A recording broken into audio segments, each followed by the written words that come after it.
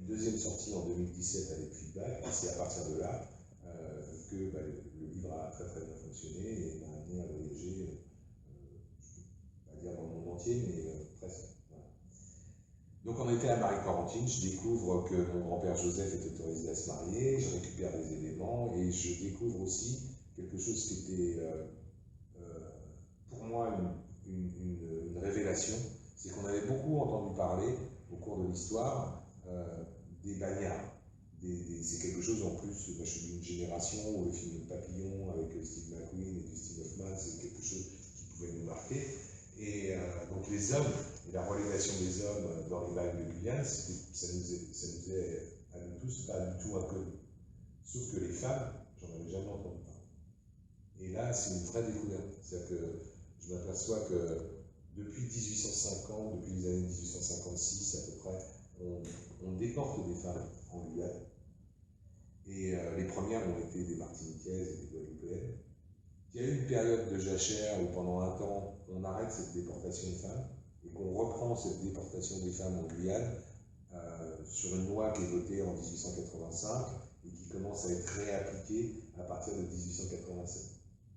Et là, je m'aperçois que Marie-Corentine Cariou, donc mon arrière-grand-mère, fait partie du deuxième convoi et est envoyée en octobre 1888 à Saint-Laurent-du-Maroni, en Guyane française, et que c'est une femme reléguée. C'est une femme dont l'État français ne voulait plus entendre parler sur le territoire. Et c'est une deuxième découverte, parce que pour moi, du côté de mon papa, du côté de toute ma famille à Quimper, c'était plutôt une petite bourgeoisie.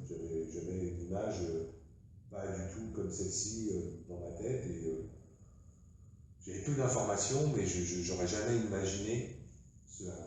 Et donc, au fur et à mesure des documents que j'ai découverts, je me rends compte de la difficulté de l'époque et de la difficulté pour les gens de ce qu'on appelle de basse classe à vivre à cette époque-là.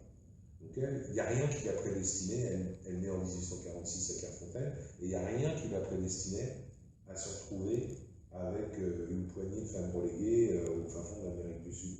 Elle avait une enfance normale, avec un père qui était couvreur, il couvrait les toits avec de la chaume, voilà, et une maman au foyer, et rien ne la prédestinait à ça. Et à Clairefontaine, il y avait un personnage un peu singulier qui s'appelait Monsieur Olive, et dont parle Desguenets dans Mémoire d'un paysan breton, parce que lui avait vraiment envie d'apprendre à lire. Donc dans sa démarche, il découpait des coupures de presse, et le maire, M. Olive de la commune de Clairefontaine, l'encourageait à ça. Donc Marie-Corentine, en plus, est contemporaine de ce personnage guinéen qui, moi, m'intéressait par rapport à son livre et tout ça. Quand elle avait 5-6 ans, lui, il avait 14 ans. Voilà, donc ils se sont probablement croisés à cette époque. Et elle rencontre en jeune femme mon arrière-grand-père, qui est Jean-Marie Tifiou. Et Tifiou, en breton, c'est maison, fiou, c'est feu. Donc c'était des forgerons. Donc toute ma famille, jusqu'au début du XXe siècle, sont des forgerons, et plus particulièrement des taillandiers. Les taillandiers, c'est ceux qui vont être travaillés à la forge, mais plus sur des couteaux, sur des outils de précision, des ciseaux, ce genre de choses. Ils se marient, ils quittent Clairefontaine, donc pas très loin, ils vont à Quimper, et là commence une famille, comme toute famille de l'époque, et ils ont un premier enfant, un petit garçon, qui naît en 1877, qui s'appelle Joseph, et qui est mon arrière-grand-père. Et tout se passe bien, lui il a ses clients, il taille ses couteaux et tout ça. Et à l'époque, à Quimper, les conditions sanitaires, elles n'étaient pas comme celles qu'on peut imaginer nous. Il y avait des puits pour récupérer l'eau, et la plupart de ces puits n'étaient pas sains. Il n'y en avait que 4-5 dans la ville où on pouvait s'abreuver sans crainte. Et sur d'autres, il y avait des risques même d'attraper le choléra. Donc ils ont un deuxième enfant qui s'appelle Marie-Joséphine, et qui va décéder assez vite, au bout de 5-6 mois. Et de là, pour cette famille, commence une descente de famille. C'est-à-dire que ce décès provoque, moi c'est mon ressenti, je n'étais pas là pour le voir, mais au travers des découvertes que j'ai faites, provoque une chute. C'est-à-dire que Jean-Marie, il devait sûrement boire un petit peu auparavant, mais ça s'est pas arrangé visiblement après cette période. Et il décède 1 ou 2 ans après, devant les hospices de Quimper. Et elle se retrouve avec son fils, son mari mort, Marie-Joséphine, sa fille décédée, à la main. Et là, pendant 6-7 ans, elle arrive à survivre et à exercer, ce qui est assez fascinant, parce que quand on reprend les documents officiels, c'est quelque chose qui est troublant, la profession de mendiant. Il faut savoir qu'à l'époque, le fait d'être mendiant était considéré comme une profession. C'était pas du tout quelque chose de tabou. Et ça m'a fasciné.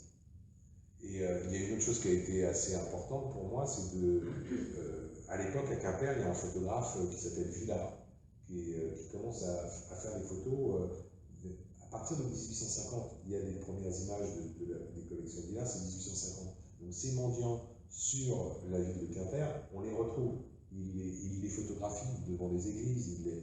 J'avais visuellement aussi des images de ce qu'elles pouvaient être.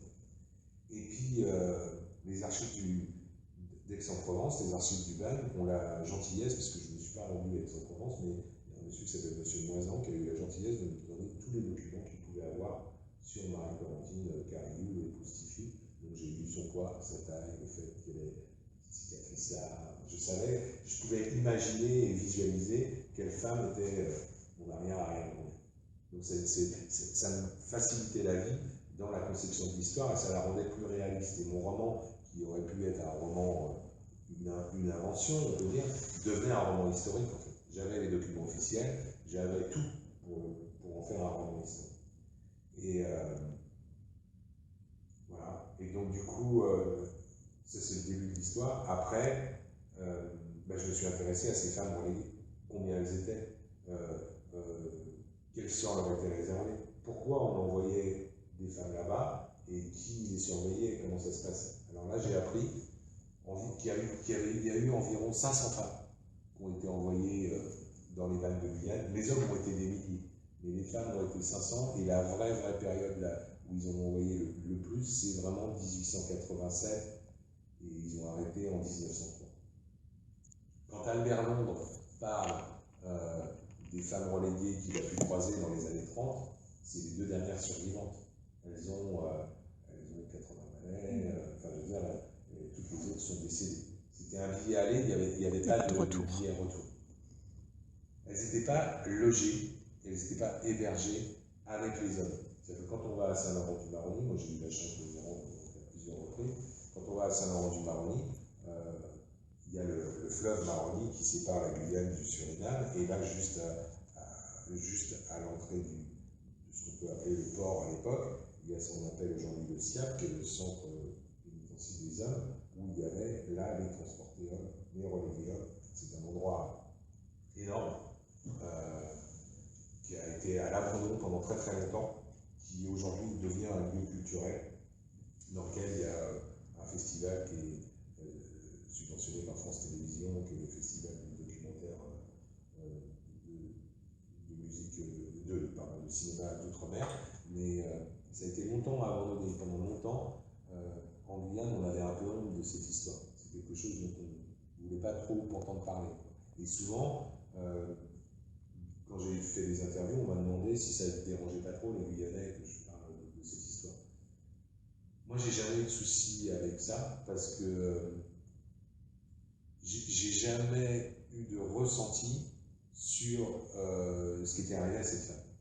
Je l'ai pris comme un fait. Voilà, ça lui est arrivé, c'est historique, c'est comme ça, j'en ai jamais voulu à l'État français, j'ai pas eu de ressenti par rapport à ça. Donc Marie-Laurentine est envoyée à Saint-Laurent-du-Maroni, et pour les accueillir, il n'y a rien. Que ce soit les hommes bagnards ou les femmes bagnards, pour les accueillir sur place, il n'y a rien. Il y a juste des gardiens pour les hommes et des bonnes sœurs pour les femmes. C'est des sœurs de Saint-Joseph de Cluny déjà installés là-bas sur Mana, qui est une petite ville pas très loin de Saint-Laurent-du-Maroni, à 30 minutes, et elles sont surtout connues par rapport à une sœur qui s'appelle la sœur Jaouane, parce qu'elle a eu un gros combat pour l'abolition de l'esclavage. Elle a mené un gros combat contre l'esclavage, et elle est très connue pour ça. Donc il y a une certaine humanité dans leur manière de gérer ces filles qui viennent de tout horizon, de toute la France, qui sont ou des mendiantes. Marie-Corentine, quand elle arrive au bagne, c'est pas une jeune première. Elle arrive en 1888, elle est née en 1846. Donc elle a déjà un âge pour l'époque qui est un peu avancé. Et elles sont une quinzaine, surveillées par 3-4 sœurs, dans un bâtiment totalement vétuste, où, comme les hommes, elles ne dorment pas dans des lits, elles dorment dans des hamacs. Parce que même si aujourd'hui la Guyane a changé, si vous prenez la route, c'est l'Amazonie, hein. Donc vous pouvez tout à fait vous retrouver avec un anaconda, un paresseux ou des singes qui vont sauter sur votre voiture aujourd'hui. Donc à l'époque, c'était encore pire. Donc elles dorment dans des hamacs. Elles dorment dans une promiscuité assez folle au final. Et les sœurs sont souvent dépassées parce que ces femmes ne sont pas simples à gérer. Elles ont un passif lourd, elles n'ont pas forcément envie d'être là. Et pour les faire partir, on leur a probablement, pour certaines, menti. Mais la vraie question, c'était pourquoi on envoyait ces femmes-là. Quand vous dites on leur a menti, c'est-à-dire qu'on leur a pas dit qu'elles allaient au bagne. C'est ça, on leur a pas forcément vendu ça. Oui, donc la vraie question, c'était qu'est-ce qu'on leur a vendu, qu'est-ce qu'on leur a dit pour qu'elles arrivent là et qu'elles se retrouvent à 8000 km de leur lieu de vie, quoi. En fait, ça vient de Napoléon III. Napoléon III était fasciné par ce qu'avaient créé les Anglais dans la déportation vers l'Australie, de leurs bagnards, et dans la colonisation de certains territoires. Et il voulait reproduire absolument ça.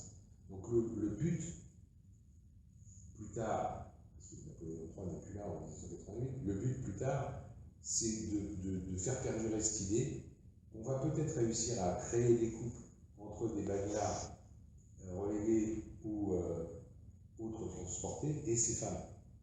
Donc ces femmes, le dimanche, quand elles étaient sur place, on les habillait avec les meilleurs habits possibles. Elles faisaient après la messe le tour de Saint-Laurent-du-Maroni, et les bagnards ou les relégués qui étaient intéressés par l'une d'entre elles étaient censés aller demander aux sœurs si la permission. En gros, ils pouvaient essayer de flirter un petit peu avec elles et éventuellement peut-être de créer une union, et auquel cas l'État français leur octroyait un petit terrain et leur permettait de coloniser le territoire.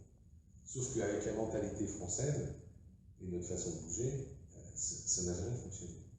Il n'y a jamais eu une naissance officielle entre un bagnard et une femme reléguée, et c'est quelque chose qui ne fonctionnait pas parce que la plupart de ces hommes étaient déjà à l'époque assez violents, et la plupart du temps où les femmes finissaient mortes ou elles partaient parce que voilà, ou ils les prostituaient, enfin c'était atroce. Même aujourd'hui, quand on va à Saint-Laurent-du-Maroni, c'est une ambiance bien particulière. On est à côté d'un narco-État qui est le Suriname, donc si on sent un peu les choses, on voit que ça ne bouge pas forcément, surtout pour un métro, comme nous, on pourrait avoir l'impression de vivre ici. Et Marie-Corentine donc se retrouve là-bas. Étant donné qu'elle a un certain âge et pas forcément un physique très avenant, elle est plutôt trapue, plutôt petite, elle a une grosse cicatrice, etc. Donc je pense qu'elle devait, entre guillemets, c'est un peu trivial, pas intéresser grand monde. Et elle avait un avantage, c'est qu'elle savait lire et écrire. Donc elle avait une utilité pour les sœurs quand il y avait le courrier qui arrivait tous les 6 mois ou tous les ans, jusqu'à la périodicité, je ne la connais pas réellement. Mais du coup, moi j'ai eu plaisir à imaginer, c'est de l'invention dans mon roman, qu'elle pouvait aider certaines des filles à écrire les lettres, à lire les lettres, qu'elle pouvait servir de soutien par rapport à ça aux sœurs. Donc le personnage, je l'ai un petit peu, par rapport aux infos que je pouvais avoir, créé comme ça. Dans ce roman, mis à part deux petits chapitres que j'ai totalement inventés, tous les personnages qui sont cités sont des personnages qui ont réellement existé, que j'ai retrouvés suite à mes recherches, ou des scènes de vie qui ont vraiment vécu, ont vraiment été vécues par eux. Donc c'était vraiment ça, c'était vraiment un canevas, et essayer de m'amuser avec l'histoire et d'en faire quelque chose de prenant, de touchant, que les gens aient envie de s'accaparer l'histoire de Marie Coranty. Donc la durée de vie dans les bagnes de Guyane était normalement de 6 ans pour les femmes. Elle a vécu 16 ans à Saint-Laurent-du-Maroni. Donc ça donnait aussi une teneur particulière à ce récit. C'est-à-dire que la moyenne de 6 ans, elle vit 16 ans, comment elle a vécu. Et puis quand j'ai reçu les documents des archives d'Aix-en-Provence, je me suis aperçu qu'elle avait fait 2 tentatives d'évasion. Et en discutant avec le monsieur des archives, il m'expliquait que l'une des deux, ce n'était pas forcément des évasions, et que lui, par rapport à tous les dossiers qu'il avait étudiés, souvent, c'était indiqué sur leur dossier pénitentiaire qu'elle s'était évadée, mais c'était plus des fugues. Elles partaient 24 heures, 48 heures, elles allaient faire leurs petites affaires, qui pouvaient être du business ou autre chose, des fois même au Suriname, à 5 minutes en pirogue, et puis elles revenaient. Il n'y avait pas de, contrairement au camp des hommes, il n'y avait pas, ou à des camps très très très violents qu'il pouvait y avoir en Guyane, parce qu'en fonction des peines des bagnards, ils n'étaient pas forcément tous envoyés dans le même camp. Tout était très centralisé. La capitale du bagne, ça a toujours été Saint-Laurent-du-Maroni, mais en fonction de la dangerosité des personnes, du nombre d'évasions qu'ils pouvaient faire, etc., on ne les mettait pas au même endroit. Donc il y a par exemple un des camps les plus violents pour les hommes, c'est le camp de Charvein, C-H-A-R-V-E-I-N, où là, si on se retrouvait là, c'était la mort assurée. Et après, certes, la ville de Saint-Laurent-du-Maroni, elle était probablement plus propre à cette époque-là et mieux entretenue qu'aujourd'hui. C'est-à-dire qu'ils se relayaient, les bagnards, et il y avait des tours de nettoyage, on va dire, qui étaient, je crois, hebdomadaires. Mais c'est une ville très très bien entretenue, avec un aspect très quadrillé, très militaire. C'est des carrés. C'était une ville nouvelle? C'était une ville qui avait été construite pour le bagne? Alors en fait, non. En fait, quand les premiers bagnards sont arrivés, il y a un truc aussi dont il faut vraiment avoir conscience, c'est que la montée en puissance du bagne et le fait qu'on envoie de plus en plus de gens au bagne, il y avait 2 raisons à ça. C'est-à-dire qu'il y a la misère qui était de plus en plus importante en France, et notamment dans des régions comme la Bretagne, avec la peste du mildiou, le choléra à Quimper, etc. Dans le Finistère, c'était dur. Donc ça, dans un premier temps, ça faisait qu'il y avait de plus en plus de mendiants, donc probablement de plus en plus de délits, donc il fallait trouver des solutions, et donc on envoyait beaucoup plus facilement, au bout de 3 délits, et ça je vais vous expliquer après, les hommes ou les femmes à la relégation. Et puis il y a une deuxième raison à ça. Excusez-moi, je me suis perdu dans les explications. Non, c'est pas grave. Il y a 2 raisons pour la montée en puissance du bagne. Il y a celle-ci, et la deuxième qui est quand même extrêmement importante, c'est qu'on est en 1848 à la fin de l'esclavage. Donc il faut trouver d'autres manœuvres, et les bagnards vont être une magnifique manœuvre. Ces pauvres gens vont être une magnifique manœuvre. Donc on remplace les esclaves par des gens de basse classe et des pauvres types qui n'ont rien en règle. Clairement. C'est une certitude. Quand ils arrivent à Saint-Laurent-du-Maroni, il n'y a rien du tout n'est fait pour les accueillir. C'est un peu comme en pandémie où quand ils arrivent à Saint-Laurent-du-Maroni, rien n'est fait, rien du tout. C'est l'article 22, chacun se démerde comme il peut. Vous voyez, c'est vraiment ça. Donc les femmes vont construire ce lieu, les femmes vont l'habiter, vont l'intégrer, vont le représenter. Et ce lieu est très particulier parce qu'aujourd'hui c'est un collège. Et moi quand je me suis rendu pour un salon du livre en Guyane, c'était en 2017, je devais faire une rencontre au SIAP, et puis le lendemain je devais intervenir dans un collège, on ne m'avait pas prévenu, et ce collège était dévoué à Saint-Laurent-du-Maroni. Et moi j'avais vu tellement d'images, de photos, de gravures, des lieux d'époque, je suis arrivé dans l'endroit, j'ai reconnu tout de suite la devanture, je me suis dit là, c'est l'endroit dans lequel les femmes étaient reléguées. Et la dame qui m'avait fait venir avait un petit sourire, elle m'avait rien dit. Et effectivement, j'étais dans l'endroit et j'ai des frissons quand j'en parle. J'y suis retourné 2 fois après, dans lequel mon arrière-grand-mère a vécu et est pratiquement décédée, puisqu'elle est décédée devant l'église qui est à 5 mètres de cet endroit. Et donc elles ont tout fait, elles ont tout construit. Et les sœurs avaient un rapport avec elles, il y en a une notamment dont je parle beaucoup dans le bouquin, c'est Madame Scholastique, où elle devait être ferme, parce qu'il ne fallait pas qu'elle se fasse bouffer par cette vingtaine de femmes assez dures. Quand on regarde les écrits, ça ne devait pas être drôle tous les jours. Je pense que c'est. Voilà. Mais elles n'étaient pas enchaînées, elles n'étaient pas dans des petites cellules comme celles qu'on pouvait voir. Elles étaient laissées en liberté quasiment, avec une petite barrière en bois pour délimiter l'endroit. Et leur travail, c'était de faire tous les petits outils de couture et tout ce qu'elles pouvaient faire, et pour les employés de l'administration pénitentiaire, et probablement pour la confection de vêtements, pour les bagnards. Voilà. Elles avaient un rôle, en plus de vouloir les marier, elles avaient un rôle social qui n'était absolument pas négligeable. Elles étaient toutes condamnées à la relégation collective. Et donc ça veut dire qu'elles devaient être ensemble, qu'elles vivaient au sein de cet endroit que j'ai eu le collège Télégo. Et pour les envoyer, ce qu'on appelle les relayés, c'est qu'un bagnard a été condamné à une peine parce qu'il avait commis un crime de droit commun. Les relégués, c'était différent. Il fallait qu'ils aient commis 3 délits pour pouvoir, des petits délits mineurs, comme dans Victor Hugo, Les Misérables, et pour pouvoir, s'ils étaient condamnés à plus de 3 mois de prison au bout du 3e délit, être condamnés à la relégation en Guyane française. Et moi, j'ai retrouvé un document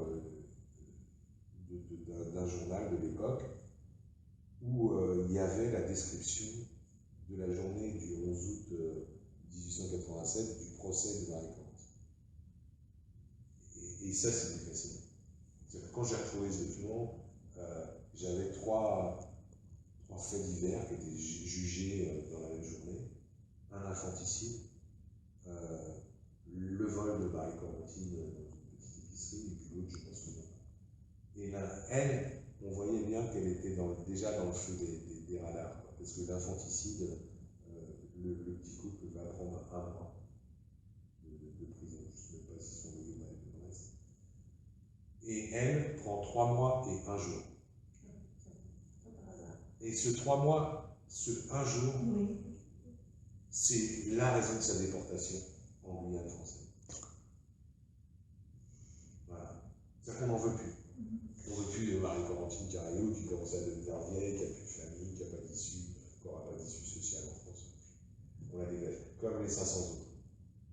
Donc elle se retrouve, je pense, un certain temps au Val de Brest, et on la descend sur Saint-Martin-de-Ré, où vont être envoyées 2 livres comme les hommes, toutes les femmes bagnardes. Alors, d'abord, cette femme, elle n'a personne pour la défendre par rapport à. Voilà, elle parle breton, elle parle français. Elle parle breton, elle parle la langue des oies et des cochons, comme disaient les gens à l'époque. Elle parle breton, elle parle français aussi, mais ça ne se passe pas bien avec les juges.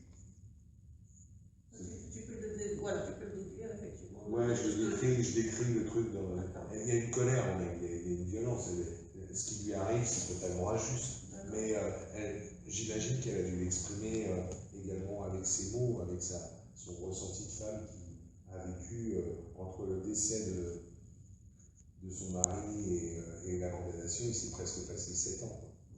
Donc elle avait 7 ans qu'elle galère en fait. Voilà, avec son fils dans la rue. Quoi. Voilà, et face à un délit, un vol pour survivre. Un vol basique, hein, c'est une pomme dans une épicerie. Hein, voilà. Donc du coup, ça ne se passe pas bien du tout au tribunal. Ouais. C'est quelque chose de. On le sent dans les documents que j'ai vus et dans les documents. Entrez. Bonjour. C'est quelque chose qu'on sent. Bonjour. Et donc. Elle ne sait pas ce qui lui tombe dessus à ce moment-là. Elle n'en a pas conscience. c'est en ça que je vous dis que probablement toutes ces femmes qui ont été envoyées à la relégation n'étaient pas conscientes de ce qui les attendait là-bas, ni même du climat, parce que le climat en Guyane est extrêmement particulier. Donc elles n'étaient pas du tout conscientes de ça. Donc du coup on les envoie, on l'envoie rejoindre les autres qui vont partir. Avec son fils. Non. Elle est séparée de son fils. Son fils va partir à ce moment-là, et il va être éduqué par une de ses cousines. J'apprendrai après avec des documents officiels que c'était une cousine, mais ce qui était très très bizarre, parce que Joseph, petit aparté comme ça, Joseph va se marier avec une fille, et donc on a rien quand même, qui s'appelle également Tifiou, mais avec 2 F. Et c'était hyper choquant pour moi, quand je suis tombé sur ce document officiel, de voir le mariage de l'arrière-grand-père, Joseph Tifiou, et sur l'acte de mariage, Marie-Louise Tifiou avec 2 F. Voilà. C'est quelque chose, ça m'a fait bizarre de voir ce document. Et donc Marie-Corentine est envoyée sur l'île de Ré, et là il y a une période qu'on appelle une période de gavage. C'est-à-dire que pour être sûr, c'est horrible, hein, mais pour être sûr qu'elles vont faire le voyage dans de bonnes conditions, sur le bateau et tout ça, on va les nourrir. On va faire en sorte qu'elles ne meurent pas pendant ce voyage sur ce bateau qu'est le Ville de Saint-Nazaire. Le Ville de Saint-Nazaire. Ville. Ouais. Ville. Ouais, comme une ville. Et c'est le bateau qui a transporté Dreyfus. Oui, c'est ça. Il est célèbre, ce bateau-là. Voilà. C'est ouais. Donc, c'est celui qui fait les traversées vers la Guyane. Voilà, et donc c'était cette période d'engraissage pour moi, c'est hallucinant. Moi, du côté de ma mère, c'est du bourguignon. Je veux dire, ils ont des fermes, et tout ça, je sais ce que c'est d'engraisser des animaux. Engraisser des humains pour les faire voyager pendant 3 semaines, c'était quelque chose d'imaginé par ce gouvernement français de l'époque, c'est quelque chose d'assez tordu quand même, mais en même temps normal. C'est un investissement. C'est un investissement. On investit sur ces femmes dont on espère qu'elles vont se marier avec d'anciens bagnards ou d'anciens relégués en pleine peine. C'est un petit peu particulier. Après, il y a un deuxième truc dont je me suis aperçu, c'est qu'elles étaient peu nombreuses. C'est-à-dire que quand sur le Ville de Saint-Nazaire, il va y avoir 300 bonhommes.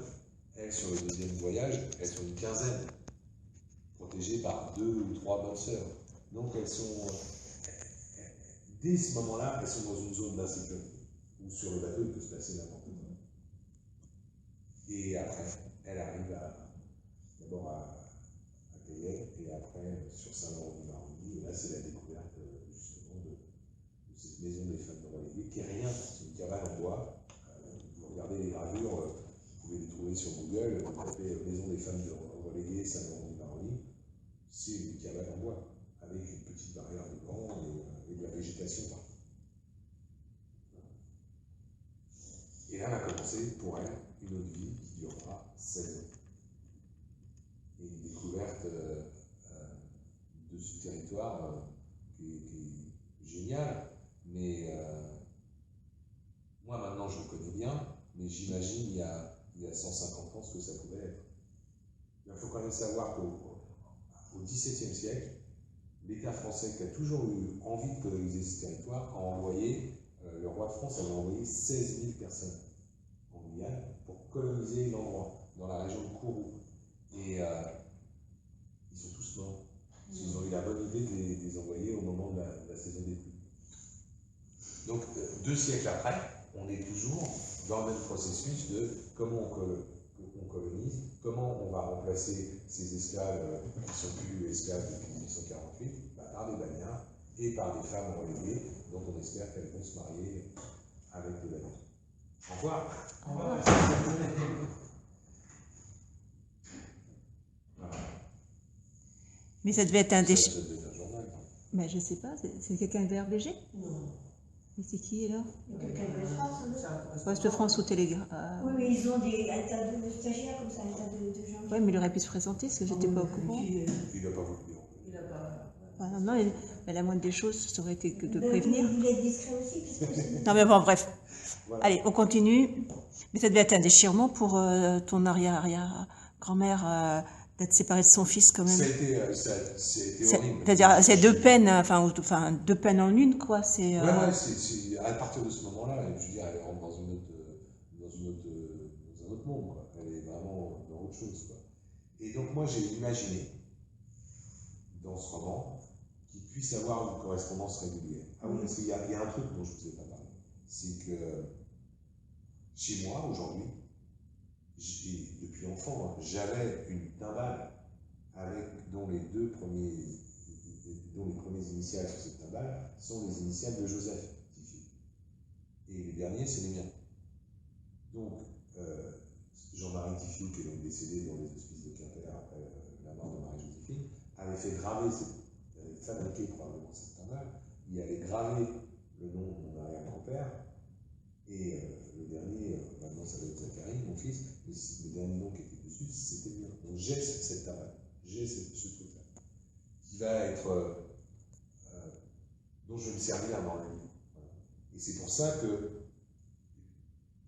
si elle a donné son autorisation pour qu'il puisse se marier, et si moi aujourd'hui j'ai cette timbale, c'est que j'ai imaginé que le lien était là. D'une manière ou d'une autre, il y a quand même eu un fil, il y a quand même eu quelque chose, il y a quand même eu une correspondance qui a permis à cette femme, arrivée en Guyane en 1888, de dire oui au mariage de son fils en 1903. Ah oui, tu as la preuve. Ça, j'ai la preuve de ça. Donc du coup, pourquoi ne pas imaginer une correspondance entre les deux, même si elle n'est pas régulière. Ça, je l'ai créé. Et pour moi, c'est peut-être aussi ce qui fait que cette femme qui avait son gamin en France, au lieu de vivre 6 ans en Guyane, elle a vécu 16 ans. Parce qu'elle avait quelque chose qui la tenait. Et comme par hasard, à partir du moment où Joseph va se marier, fonder une famille et qu'il va avoir un fils qui est André, mon grand-père, elle décède très peu de temps après. C'est une idée tout à fait vraisemblable, c'est une sorte de correspondance quand on voit effectivement les nombreuses correspondances dans toutes les familles qui sont échangées. Je pense aux lettres que Rimbaud échangeait avec sa famille par exemple, c'est des quantités invraisemblables, c'était banal. Enfin. Des lettres parcouraient le monde comme ça, de Guyane au Finistère, ça n'a rien d'étonnant. Non, c'est pas du tout improbable, et puis ça donnait un petit peu de poésie pas à la dureté, mais si, à la dureté de ce que les gens pouvaient vivre là-bas. Endurer, quoi, voilà. Parce que c'était juste horrible, quoi. Voilà. Donc, c'est ce fil conducteur pour moi qui a fait qu'elle a vécu plus longtemps. Qui explique les 16 ans, oui. Clairement, c'est vraiment ça. Ouais, qui explique sa survie, entre guillemets, quoi. Ouais. Mais moi, je vais revenir sur le terme que tu emploies, femme reléguée, en fait.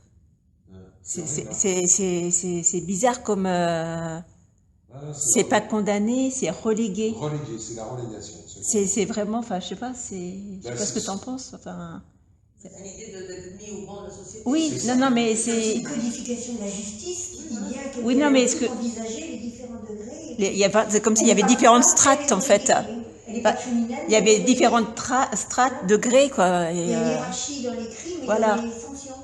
Non, mais c'est ce terme qui me... Non, mais ce qui est terrible, c'est cette histoire de 3 mois et un jour. 3 mois et un jour, c'est horrible aussi. Ça, c'est vraiment le truc horrible. Ça c'est le truc... Ouais, 3 mois et un jour, c'est quelque chose pour moi qui... pareil, surtout à côté de l'infanticide, pardon. Qui prend un mois. Oui, c'est ça. Qui prend un mois, c'est un mois, je crois, parce que j'ai mis le document dedans, du procès, là. Oui, il prend un mois. Donc, les infanticides, c'était aussi banal. Hein. Mais l'alcoolisme était très non, mais je veux dire que par ricochet, on découvre effectivement le sort de Marie Corentine, mais on découvre aussi la condition et la misère à l'époque qui fait que banalisation de cette violence. De cette suppression d'enfants. Suppression d'enfants. Moellon Marie, 35 ans, tailleuse. Géco Julien, 36 ans, tailleur. C'était peut-être un avortement, pas un infanticide. Demeurant tous les deux à Concarneau, 1 mois de prison avec sursis. 1 mois de prison chacun, pas de sursis. Vol, Cariou, Marie, veuve, Tiffiou, 40 ans, sans profession ni domicile fixe à Quimper, à 3 mois et 1 jour de prison, le tribunal a déclaré de plus qu'à l'expiration de sa peine, elle sera reléguée. Oui, donc clairement, les choses sont tracées là. Ouais, c'est ça.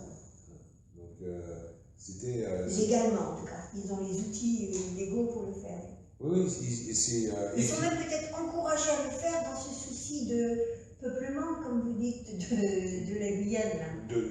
Du fait de vouloir coloniser le territoire. Comme il y a eu autrefois dans les autres départements d'outre-mer qui ont été peuplés comme ça, des siècles avant, mais enfin c'était bien la même.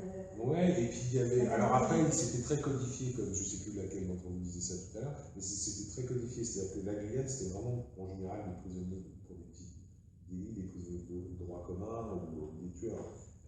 La Nouvelle-Calédonie, c'était des prisonniers politiques. Oui. Il y avait des balles, on a envoyé Louis Michel. Dont on n'imaginerait pas aujourd'hui, vu comment on peut nous en parler. Je cherche le nom depuis tout à l'heure, je vais sur le bout de la langue, mais je ne le trouve pas. Dont beaucoup d'écoles en France portent le nom. On n'imaginerait pas que c'était un des gros défenseurs de ce process et de ce procédé. Donc c'est une période bien particulière. Et puis il y a aussi un autre truc qu'il faut voir, c'est que à l'époque, la France comme on la connaît aujourd'hui, au travers de, tout à l'heure je parlais de la langue des oies et des cochons, parce que c'est ce qui était dit du breton à cette époque-là, il y avait une volonté de fédérer tout le territoire. Il y avait une volonté de faire que nos langues régionales